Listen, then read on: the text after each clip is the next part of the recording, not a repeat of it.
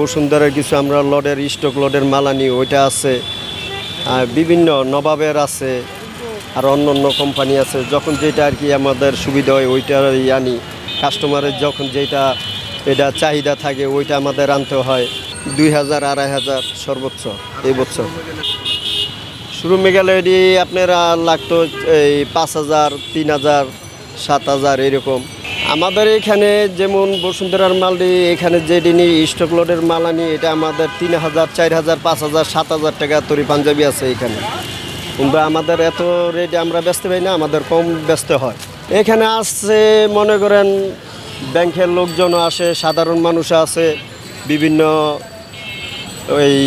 ওই অফিস আদালতের মানুষও আছে। এখানে যারা যেসব কাস্টমার আসে এরা তো ভালো কোয়ালিটি খোঁজে, ভালো পাঞ্জাবি মানে ভালো উন্নত মানের পাঞ্জাবি খোঁজে, ভালোটা খোঁজে।